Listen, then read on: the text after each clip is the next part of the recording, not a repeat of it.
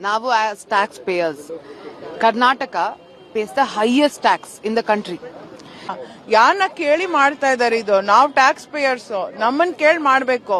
Citizens ಒಂದು ಸ್ವಲ್ಪನೂ ಅವ್ರ ಒಪಿನಿಯನ್ ಏನು ತಗೊಳ್ಳದೆ ಅವರೇ ಮಾಡೋದು ಅಂದ್ರೆ ಇದು ಸರಿನಾ? ಅದಕ್ಕೆ ನಾವು ಪ್ರೊಟೆಸ್ಟ್ ಮಾಡ್ತಾ ಇದೀವಿ. ನಮಗ್ ಬೇಡ ಟನಲ್ ರೋಡ್. ನಾನು ಎಲೆಕ್ಷನ್ ಸಿಸ್ಟಮ್ ಇಂದನೇ ಇದನ್ನೆಲ್ಲ ಬದಲಾವಣೆ ಮಾಡಬೇಕು ಅಲ್ವಾ? ನಮ್ಗೆ ಅವತ್ತೊಂದೇ ದಿನ ತಾನೇ ರೈಟ್ಸ್ ಇರೋದು. ಬೇರೆ ದಿನ ನಿಮ್ಮನ್ನ ಯಾವ ತರ ಕೇಳಿದಾರ ಸ್ವಾಮಿ? ಕೇಳಿದಾರ ಇದು ನಾವು ಮಾಡಿದ್ರೆ ಕರೆಕ್ಟಾ ತಪ್ಪಾ ಅಂತ ಕೇಳಿದಾರ ನಿಮ್ಮನ್ನ ಯಾವ ತರ? ಕೇಳಿಲ್ಲ ಅಲ್ವಾ? ಕೇಳಬೇಕು ಅಂತ ಅನ್ಸುತ್ತಾ ನಿಮ್ಗೆ? ನಂದು ಒಂದು ಅಭಿಪ್ರಾಯ ತಗೋಬೋದಾಗಿತ್ತು ಅನ್ಸುತ್ತಾ ಯಾವ ತರ? ಇಲ್ಲ, ಅದು ಒಟ್ಟಾಗಿದೆಯಾ ನಮ್ಮಲ್ಲಿ? ಏನಾರ ಹಾಕೊಳ್ಳಿ ಹಾಳಾಗೋಗಿ ಅಷ್ಟೊಂದು ಹೋಪ್ಸ್ ಕಳ್ಕೊಂಡ್ಬಿಟ್ಟಿದೀವ ನಾವು ಅಂತ.